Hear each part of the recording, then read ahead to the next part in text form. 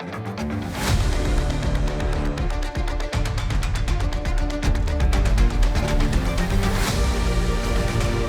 drivers are set to embark on a wild chase for the Bill France Cup, but first, they have to visit an old friend for NASCAR's final crown jewel race of the 2025 season. The Lady in Black waits for no one, not even us here on Around the Track. Welcome into the fastest half hour in all of sports. This is Around the Track. I'm Gabe McDonald. Ladies and gentlemen, welcome to the NASCAR Cup Series playoffs. In 2 weeks, we'll be saying the same to the 12 drivers who make it into the Xfinity Series playoffs. They're in Portland this week, but for our Cup combatants, they head to Darlington for the famed Southern 500. We're breaking down everything at the track too tough to tame, and to do that, we're hanging out with one of the last men to punch their ticket to the postseason, someone who's a bit embattled right now, 2311's driver at the 45, Mr. Tyler Reddick. Plus, we got a dude who knows how to win here. NASCAR pit legend Dion Rocco Williams is back in the house. But let's go ahead and drop the green flag and get to this race, because it doesn't matter what nickname you choose to call this 1.3-mile egg-shaped oval.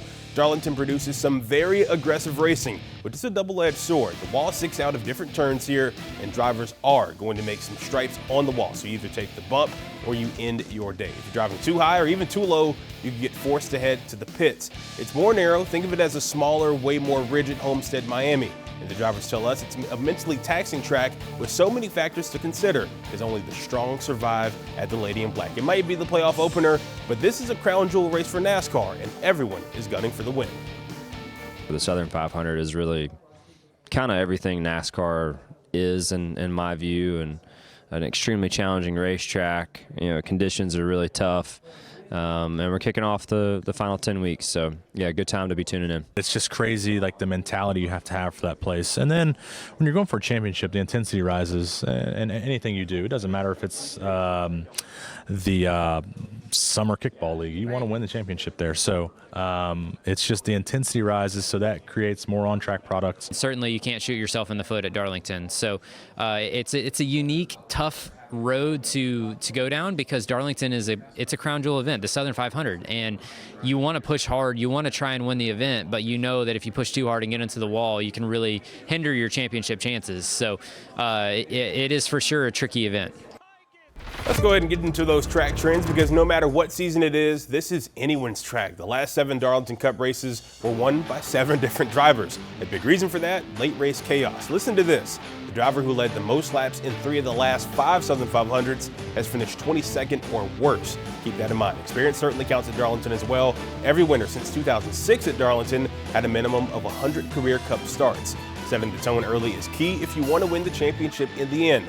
5 times the winner of the opening race of the NASCAR Cup Series playoffs has gone on to win the championship. Most recently, none other than last year's champion, Mr. Joey Logano in the 22 car.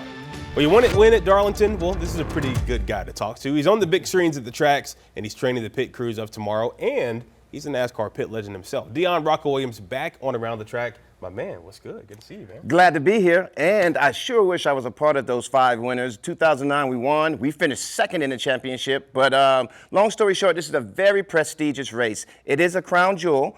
Like every race that's a crown jewel, you get a ring with it, and you get a lot of respect, and it's very challenging. Just like you get the Darlington Stripe, teams will have to be on point. Mistakes will have to be minimized. That means no loose tires. That means no dropping the jack prematurely. And you can't lose your lug nuts. At the end of the day, the drivers have to be on point and the crew members have to be on point. And there will be a lot of pit stops to have opportunities to gain track position or lose it. Absolutely. And Darlington, one of NASCAR's old school tracks, the history, the look, the feel, it all calls to the drivers. Even when you were in the pits with Jeff Gordon's 2014, the whole team really wanted to get this one done. What makes the Lady in Black hold so much lore in the sport? It's been around for so long, and it's one of those driver tracks where if you get it, you get it. And there's little tricks and nuances that you have to have and you have to learn through experience to really get around that track. I'm excited to see the momentum that these young drivers are bringing and see if they can grasp that experience, because it is a track that your experienced drivers win. So as a young up-and-coming driver, that would be motivation. And for the pit crew members who are display, hey, look, the regular season is over. Yeah. It's playoff time now. The pressure is ramped up and mistakes are magnified. Jobs are on the line now. So we need some consistency, and we need to show that championship form these last 10 races. Everybody gunning for that Bill France Cup. Now let's get to the 16 drivers who are going to compete for that Cup Series title. Everyone in the series still drives every race, but you see different colored windshield IDs for the drivers eligible to capture the Bill France Cup. William Byron, of course, the regular season champion, but guess what? not the number 1 seed. Playoff points earned with stage wins and race wins add up here. You have Kyle Larson and Willie B actually tied atop the board. Larson wins the tiebreaker to get the number 1 seed, with him being 26 points above the cut line. Now you can see everyone listed here. If the first round ended today, Josh Berry, Tyler Reddick, Austin Dillon, and Alex Bowman would be out. But as we all know, a win gets you through to the next round automatically. Minus SVG, we're going to talk to him in just a little bit. Who's the most interesting driver on this list? Who can make a run and possibly advance through to the round of 12?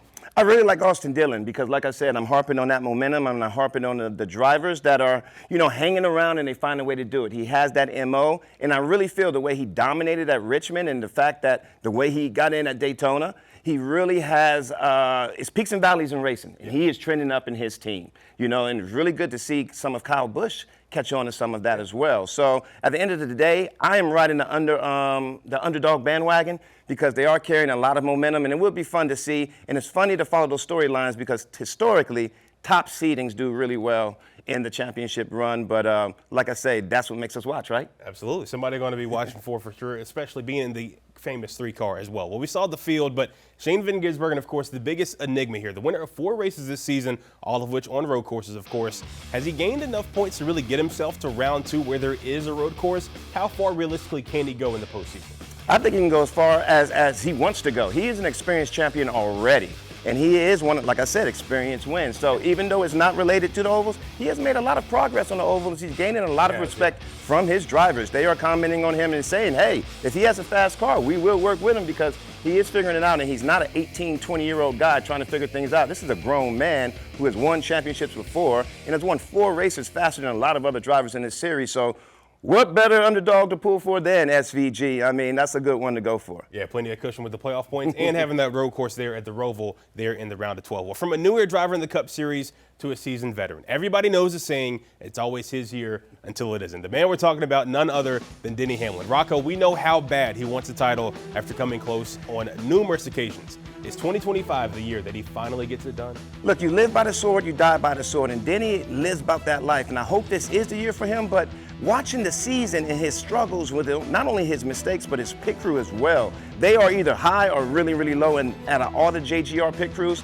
they are the weakest ones. I'm pulling for the other JGR pit crews really to make some noise, and it's going to have to be on Denny's shoulders. At the end of the day, the pit crews help win the race, but Denny is that one driver who can make up mistakes for his pit crews, and 500 miles, he'll have a lot of time to do that as long as it's not too catastrophic. So at the end of the day, it's going to take both of them. But this is a great platform and a great race for Denny to get it done. I'm pulling for him. Absolutely. And that 44 years old, still, seemingly young, but still. Doing it for the OGs. We'll see how many chances he realistically has left. Well, Rocco is ready to roll for the weekend, but so is our next guest, who wants to prove that he is one of NASCAR's elite. Coming off the heels of making a massive mistake like I did, it was really nice that things shook up as quick as they did. In his first 2 seasons in the 45 car, Tyler Reddick knew he was playoff bound before we even hit the month of May. But this season, however, he was holding on for dear life at season's end, ultimately getting into the playoffs on points. Now, it's all about getting back to Phoenix to compete for a title. We have the 2311 Willman in Garage Confidential coming up. And Tyler's team is also the center of controversy in the sport. A major update in the lawsuit between 2311 Front Row Motorsports and NASCAR just came down. Forget the lawyers. We'll explain it to you coming up next. And ask anyone in the sport, if there is a party, Rocco is either hosting it or there. By the way, where's my invite for this week? We'll get to that in just a little bit, but the party behind the scenes of Playoff Media Day is something you need to see for sure. You'll do that just next, right here on Around the Track.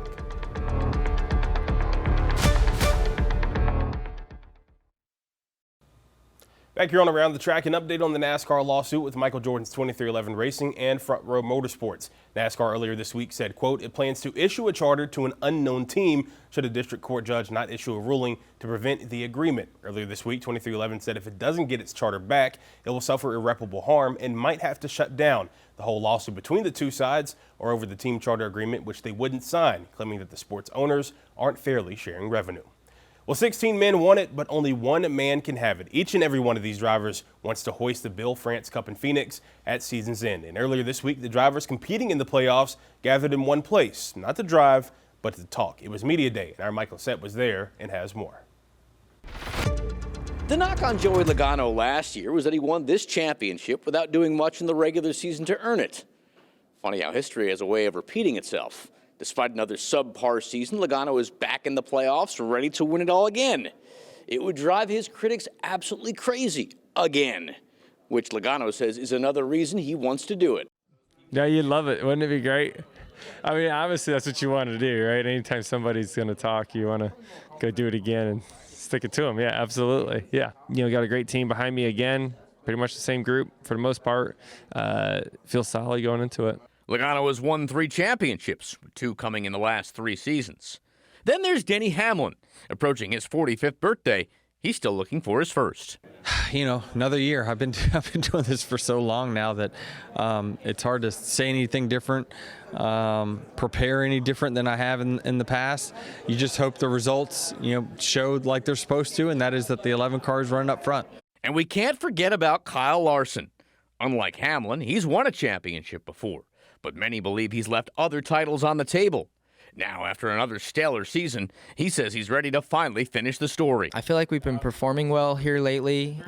We've had some misfortune still along the way, just as everybody has. The next-gen stuff is kind of crazy, but I feel like our car is in a good spot and our team's in a good place, and we've been through a lot, and I feel like we're better. I know it might not show, but I do think we're better and more prepared than we were. Yeah, I look forward to these next 10 because I think we're ready for it. At Media Day, I asked a bunch of drivers to complete the following sentence. I will win the championship if. Ryan Blaney definitely gave the best answer. He said he'll win the championship if he wins all 10 races. Reporting at Media Day in Uptown Charlotte, I'm Mike Lissette. Appreciate it, Mike. Still to come, the exclusive you won't want to miss. Though he didn't end the regular season with the win, Tyler Reddick is as confident as ever heading into the playoffs. The driver of the 45 is in Garage Confidential coming up next. And while Nick Sanchez is having quite the campaign in the Xfinity Series, he knows there is much more work to be done to capture the ultimate prize. His mindset in the final stretch of the regular season, plus a look at the standings in the Xfinity Series, is coming up next on ATG. Back here on Around the Track with 2 Xfinity Series races to go before the postseason. Nick Sanchez has driven the 48 for Big Machine Racing into the field with his epic win back in Atlanta earlier in the year. He's the first to say he hasn't raced the best in recent weeks, but feels as confident as anyone that he can be in the series champ at season's end. Sanchez knows there are specifically 2 drivers he has to chase, but at the same time isn't lacking confidence heading into this weekend's race in Portland. I have as good as a chance as I've ever had, from the fact that there's really only 2 cars that are leaps and bounds above the field, and I think that's the 88 and the 7. Usually you have a couple drivers with a lot of wins, and this year I think you only have 3 with multiple wins. And the 3rd one doesn't even have any playoff points, so I see that as an opportunity to really regroup and really attack, because if I play my cards right and I do what I know I'm capable of, I think we're going to be in the Final Four. So how safe is Sanchez when the playoffs start? Well, not really at all. With 2 races to go, he sure would like some guys lower on the totem pole to notch their first wins. He's got 6 playoff points right now, which is on par with Jesse Love. There's still 4 open spots in general with 2 to go. Ricky Carson Quapple looks pretty good to get in on points alone no matter what, as does Sheldon Creed, Taylor Gray, and Harrison Burton. They're hoping that they either win or Connor Zilisch continues his winning ways. The Xfinity playoffs start in 2 weeks when we go to the last great Coliseum up at Bristol. Gabe McDonald, NASCAR pit legend Rocco Williams back with you. Rocco, Tyler Reddick didn't have a bad year by metric standards, but not up to par for the 45, especially 1 year removed from a regular season championship. What really held him back from getting into victory lane in the regular season? Can we say sophomore slump? Yeah. At the same time, this is a very new team, and they won the regular season championship very, very quickly. Everybody's gunning for you, which is why I like superstars. The superstars shine when the pressure's on them.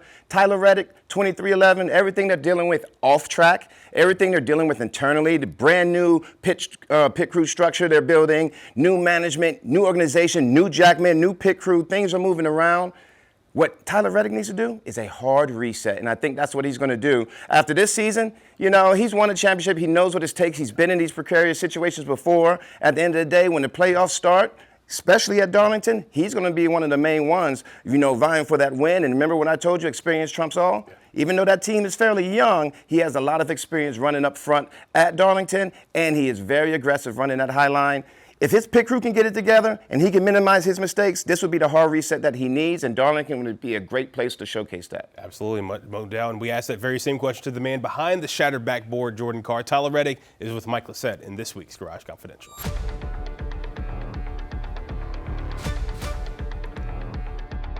Well, Tyler Reddick behind us is the NASCAR Cup Series championship. Are you superstitious? Can you touch it if you've never won it? Someone asked me about, superstitions and rituals earlier, but I think that's one. I don't need to touch it until I earn it. This sounds weird, but how badly do you want to win it so that you can touch it? Yeah, that would be nice. We got some work to do, though, and we're ready for that challenge. You certainly do. Take me through that last race. Your playoff fate was in the balance. Mm-hmm. How tense was it for you? I don't know if it was ever super tense, but the disappointment, the regret, and just all the things that go with making bad decisions were all very present. And, for me, that was building rapidly every lap that clicked away post-crash. But when they wrecked again right in front of me and I wasn't in it, I saw the 48, unfortunately, for him, was involved. Took a deep breath and was like, all right, well, let's try and get this thing fixed up and see if we make it good enough to win. What did it mean the moment you realized that, oh my gosh, I'm in? Yeah, I know it took a minute to hear if the 48 was officially out or not, but coming off the heels of making a massive mistake like I did, it was really nice that things shook up as quick as they did with that next crash. It took some pressure off. A year ago at this time, it's a completely different story. You were the regular season champion last year. You were coming in all sorts of momentum. Why has this year been such a struggle?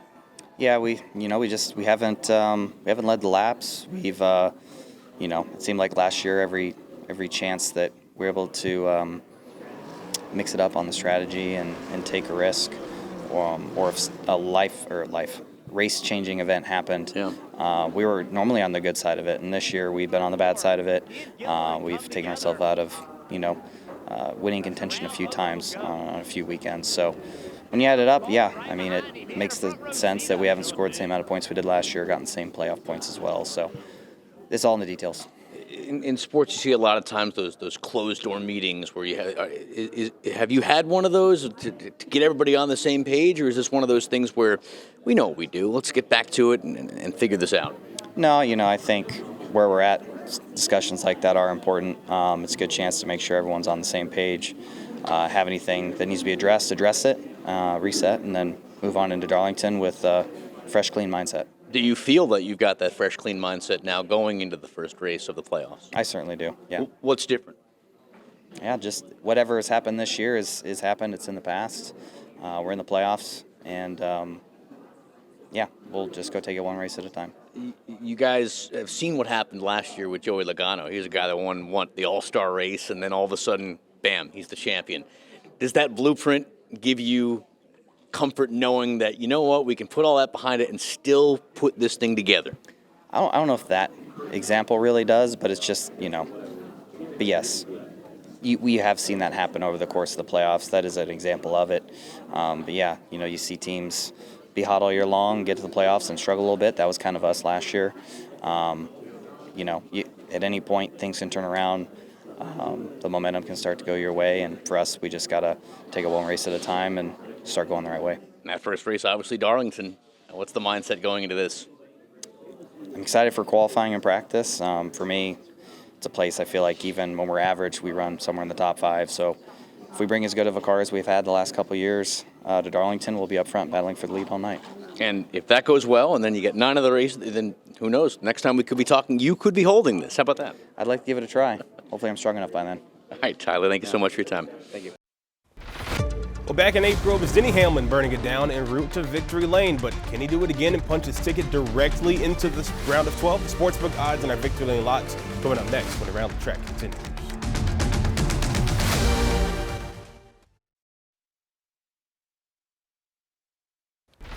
Back here on Around the Track, we got the usual suspects up top on the DraftKings odds board going into the weekend. William Byron, your favorite at 5-1, followed closely by his teammate Kyle Larson at 5.5-1. You get the spring winner here, Denny Hamlin, next with 6-1 odds. Ryan Blaney, 6.5-1, while Tyler Reddick rounds up the top 5 at 8-1 to get it done at the Lady in Black. Only one thing left to do, victory lane locks. Both Rocco Williams and I have hit this season. Who can notch one more? The Pitmaster going to go first. Who you like this weekend, Big Dog? I like Chase Briscoe. Not only did he win the last 500 race in the fall, he also qualified third in pit box 5. Guess what? Let me give you a little tidbit. Denny Hamlin won in the spring race.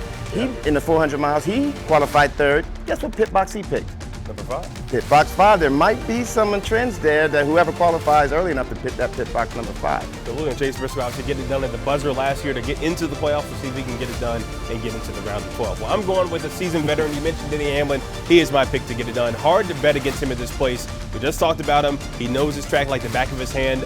Won here earlier in the season to get his 5th win at the Lady in Black. A 2-time Southern 500 winner, most recently in 2021, which is the last time that we saw him make the championship 4. So I think he's poised for a deep run this year, and it all starts this weekend at the track Too Tough to Tame. But that's going to do it for this weekend's edition of Around the Track. Enjoy all the action at Darlington in the Cup Series and at Portland in the Xfinity Series. We'll see you back here next week as the Cup playoffs move to the Midwest and we go racing at Gateway. For Mike Cassett, Rocco Williams, I'm Gabe McDonald. We'll see you next weekend right here on Around the Track.